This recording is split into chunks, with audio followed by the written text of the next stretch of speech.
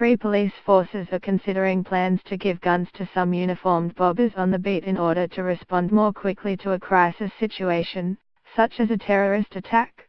The forces concerned are predominantly rural, and senior officers believe that their geography could mean that the current system of specialist firearms officers could lead to delays in getting them to the scene. One option under consideration is for some officers to openly wear guns on their belt. Another is for the guns to be stored securely in patrol cars. Any change would be in addition to having elite officers with guns in armed response vehicles. The 3 forces have not been identified, but one of them is believed to be Devon and Cornwall Police, whose Chief Constable Sean Sawyer told The Guardian, "We have a terrorism threat, and then an increasing threat from serious and organised crime.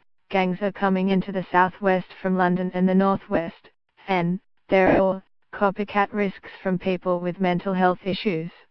British Transport Police, BTP, which protects train stations and the rail network, is a 4th force that is considering arming its officers. Adrian Haystock, the Deputy Chief Constable, said, "We are actively considering and looking at the options. No decisions have been made, to see how we best protect the public from an obvious and real threat." Haystock said the terrorist attacks Britain suffered this year meant that fresh thinking was needed on the issue of armed police.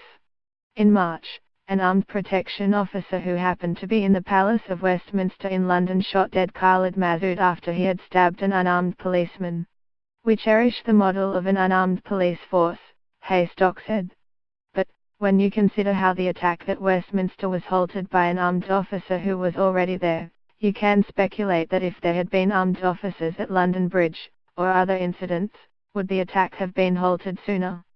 During the London Bridge attack in June, BTP officer Wayne Marks came face to face with the terrorists armed only with a baton, and was stabbed in the head. BTP covers transport hubs, which can be crowded and are potential terrorist targets. Police chiefs will meet in January 2018 to discuss the issues. A paper called Arming the Police was debated by police chiefs at a meeting in October, equal to a small number of forces exploring options, up to and including the routine arming of some officers. The new plans follow a review of every police force's ability to respond to gun violence and how long armed officers would take to get to incidents. That exercise found that some forces would take longer than others. More rural forces are deemed to face a lower threat of terrorist attack than urban counterparts. Devon and Cornwall has 3,000 police officers who cover an area of 4,000 square miles.